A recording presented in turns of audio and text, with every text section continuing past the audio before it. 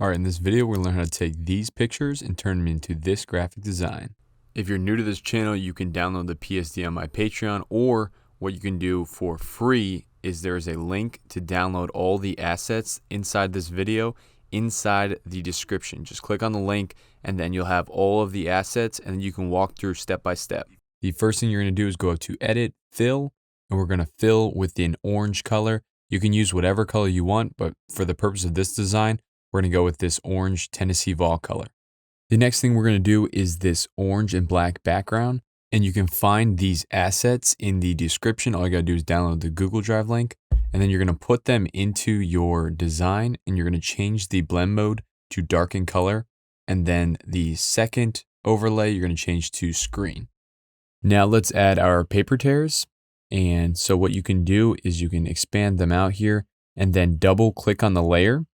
And what double clicking on the layer gets you is these blending options.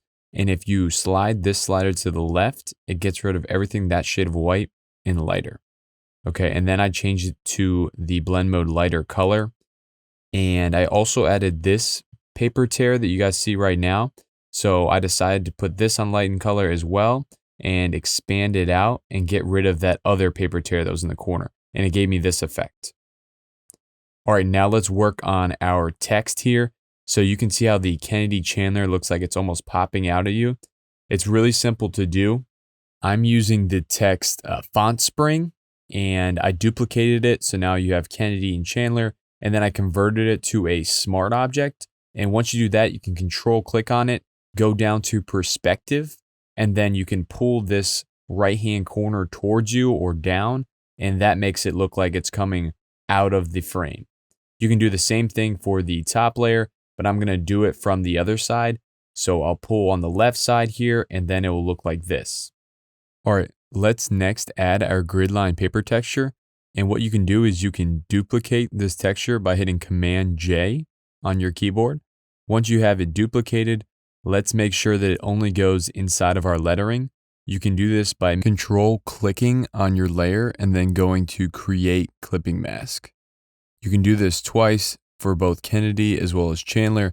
And then once you have that, just readjust it so that it goes all the way across your lettering.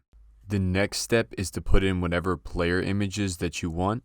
For the purpose of this design, I have all of the player images inside of the downloadable Google Drive.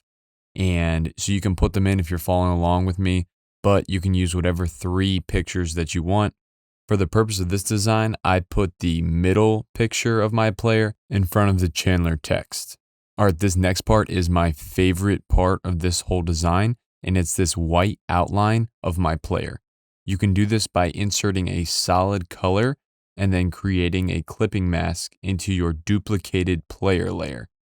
After you've duplicated it and you've created your clipping mask, I then usually put it into a folder, and then you can put it below the image, and then by using your arrow keys, you can arrow key to the left or to the right, whatever you want, and it creates this nice white outline. If you guys have any questions, leave me a comment. I will answer anything you guys have. Also, leave a like for me if you're enjoying this video. And the next step here is doing the Vols cursive logo. So now this is just a font that I'm using, and the font is called Southern Air. You can then put that paper texture that we used earlier inside of the Vol font, and that's pretty simple as well. You can just do that by creating another clipping mask. Let's next go into our effects tab and then go to drop shadow as well as a gradient overlay.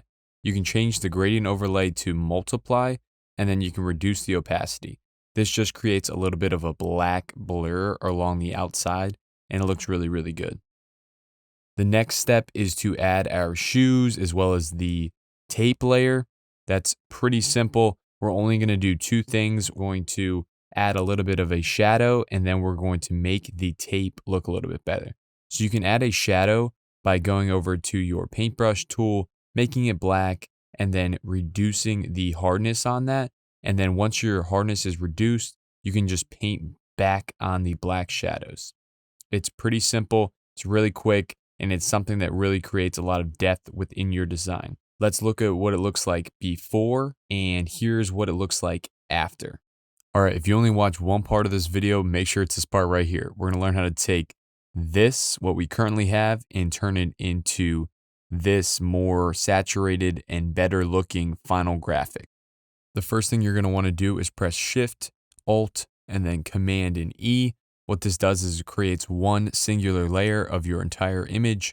And then we're gonna go up to Filter and go to Camera Raw Filter. Let's make a couple different adjustments here. If you're following step by step, I recommend making the same exact adjustments that I'm making in order to create this same design. So a couple of the things that I will note here are vibrance. You want to crank that up. I ended up cranking that up more than what you'll see in this video.